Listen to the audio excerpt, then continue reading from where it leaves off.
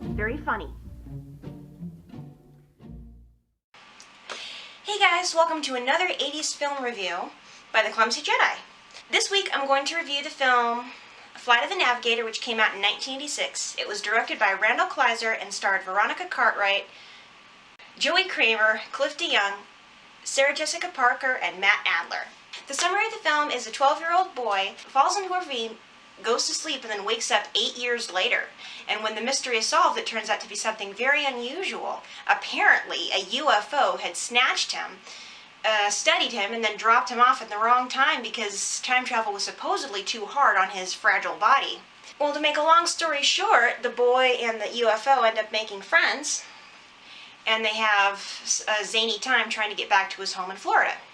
I loved it as a little kid. My dad rented it maybe a couple of times, and my 10-year-old nephew now loves it, so we watch it once in a while. And it's a fun movie to watch on the 4th of July because there's set the 4th of July 1978, and there's fireworks at the end, so yeah, I usually like to watch it around that time of year. My favorite part of Flight of the Navigator was definitely the different kinds of creatures. There were a lot of neat puppets. One of them was completely underwater, and I can't figure out how they did that. Another one was covered in slime and looked absolutely disgusting. There was another one who grabbed a hat and ate it. And then, of course, everyone's favorite was the little pup Marin. It was about that big, and it was so cute, and it made little sounds kind of like, but it was cute. Very cute. My least favorite part of Flight of the Navigator was language. Like I said, I'm probably old-fashioned, but I don't really like language, especially in something that's supposed to be a kid's movie, and what really, I don't know, leaves a bad taste in my mouth is when the kids start swearing, or even if teenagers start swearing. I don't really like that. Anyway, that being said, other than the language, it's pretty family-friendly, and kids definitely like it. Okay, without further ado, let's get to the scoring of Flight of the Navigator. The story was about average, so it gets a 7 out of 10. The acting was about average, also gets a 7 out of 10. I have to say the 12-year-old kid who played David, I don't know what his name was, but he was probably a fairly good kid actor. He could do happiness and sadness or loneliness or anger fairly well. The only problem with the acting was in the dialogue. It was a little bit cheesy at times.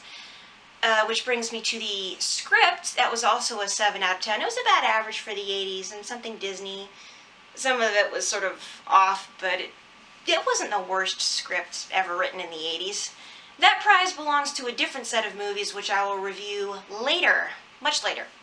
The humor, it was pretty funny. There were definitely some giggle moments in there, so it gets an 8 out of 10.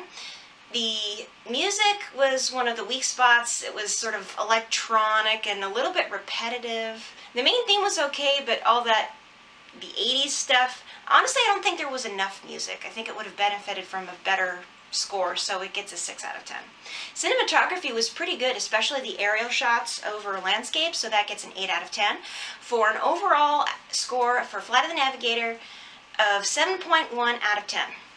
That's all for this week, and stay tuned next week because I'm going to be reviewing an absolute favorite film of mine, 1988 film directed by Ron Howard, Willow, so stay tuned for that one.